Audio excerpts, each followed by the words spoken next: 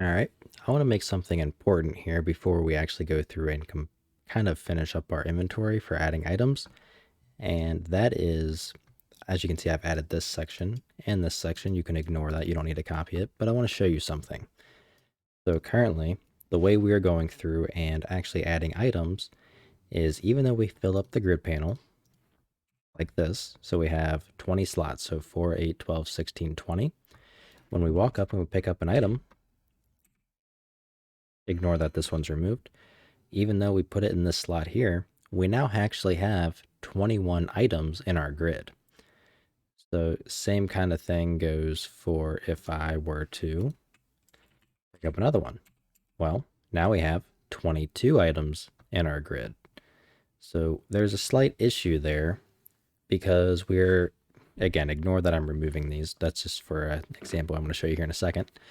So even though we're adding them to this specific place, we are still adding them on top of what already exists.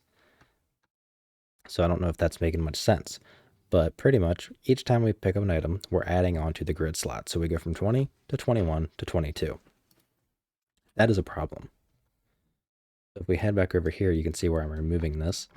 So basically, if we were to try to find the first open slot that we can put an item in, so let's say that would be index, like, what I mean by that is, let me actually just show you.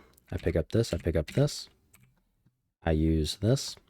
Well, now I have an empty slot here. I hit close and I use it again. Well, we would end up with an issue because we would be putting it right here. However, we might still have an item here and we go to and add another item.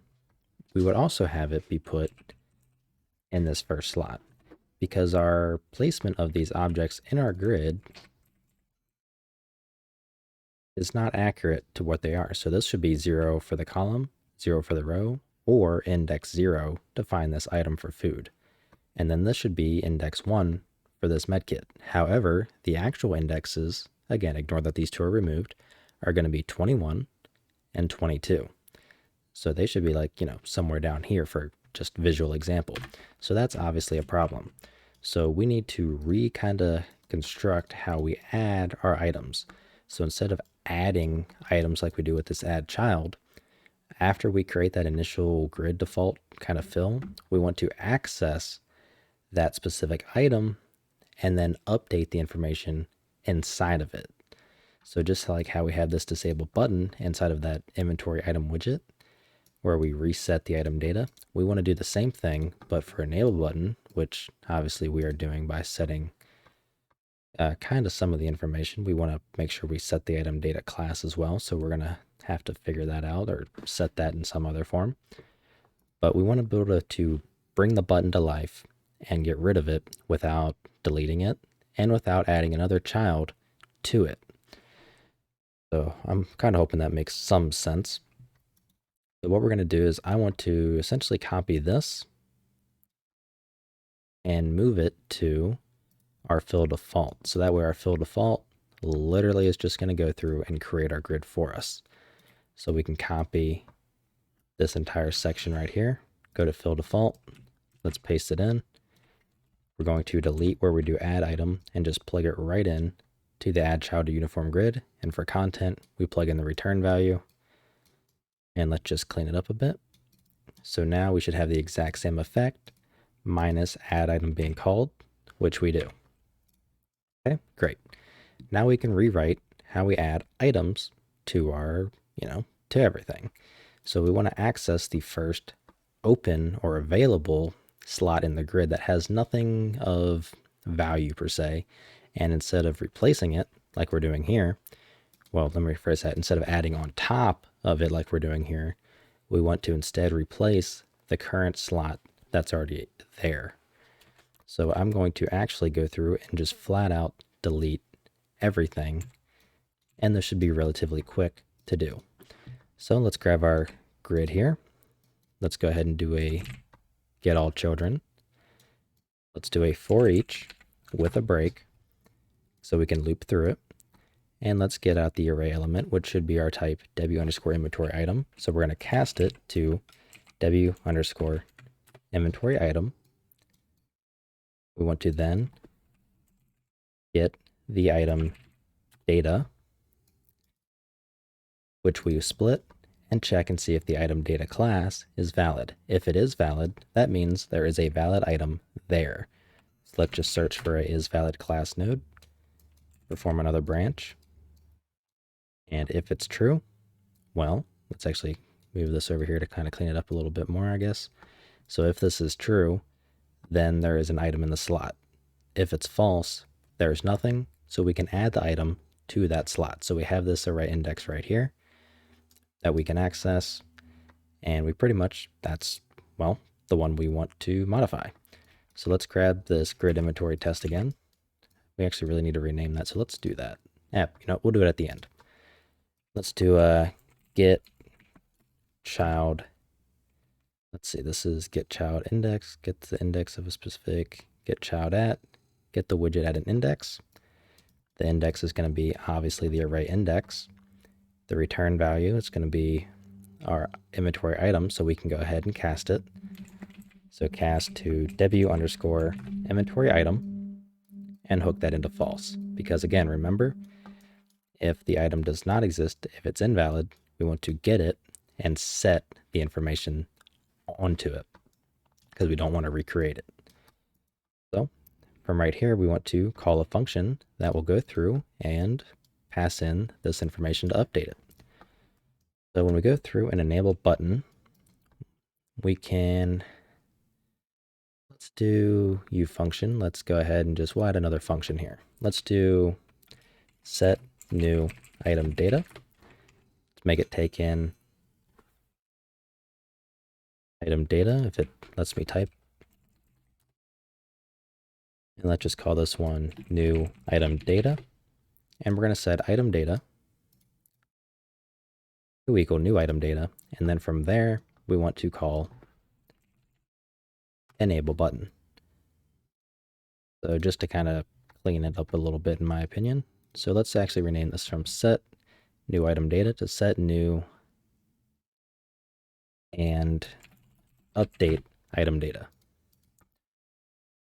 So this way we know that it also should update the widget.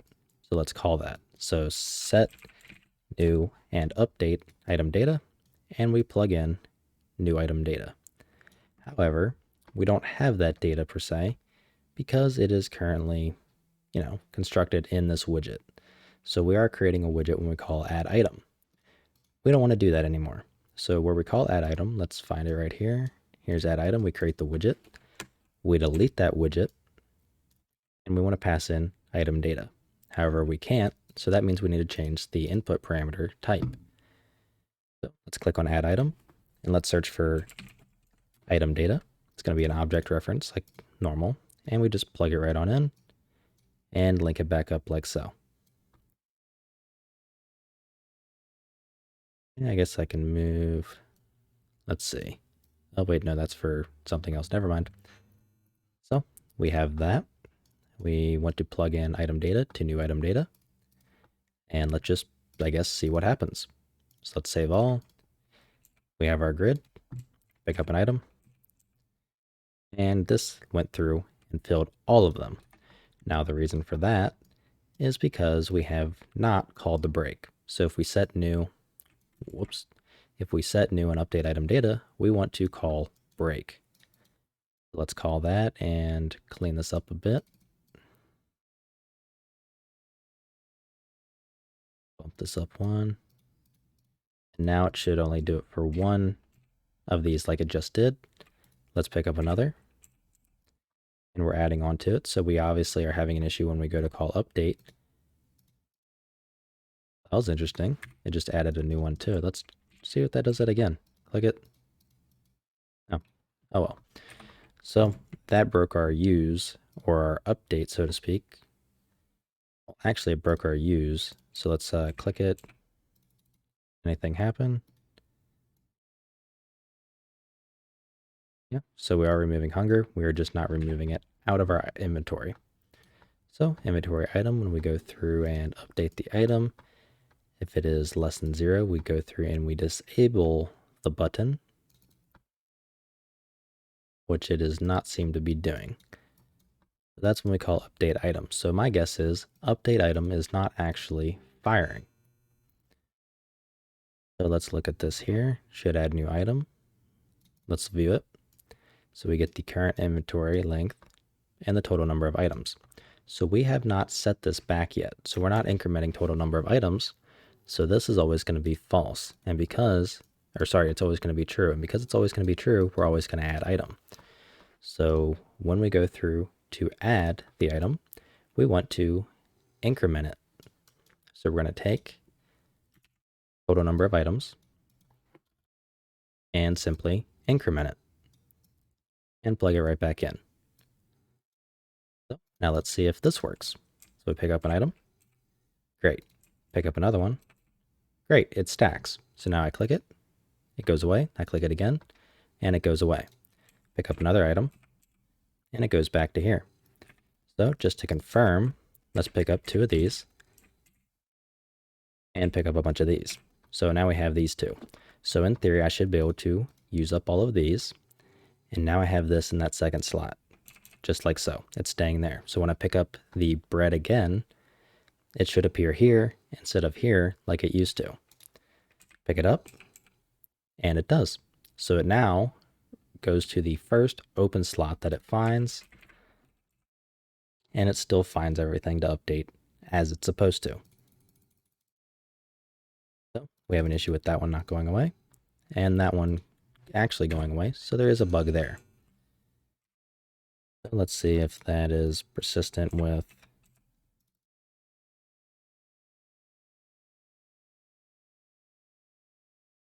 something in regards to our update. My guess it is. Let's try these 2. Click 1.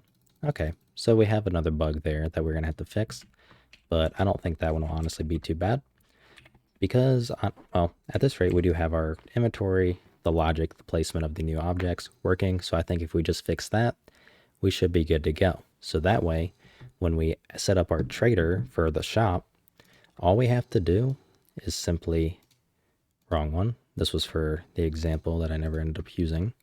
All we have to do is add the item to our inventory items whenever we purchase it. And our logic, let me close this, gets handled normally. So it's as if we picked up the item, so we know everything works. All we do is we just simply let me find it, add item to inventory. And it takes, well, it literally just takes care of itself.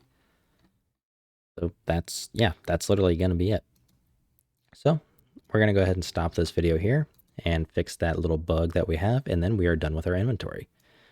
So this should make our shop system a lot easier to deal with. So if you like what I'm doing and you want to help support me, you can find a link to my Patreon down in the description below, where I have a Team Deathmatch series just for Patrons, as well as you get early access to all of my videos, such as this one. If you have any questions or anything like that, feel free to join my Discord that's also linked down below, and I'll try to help you out. So I'll see you in the next video.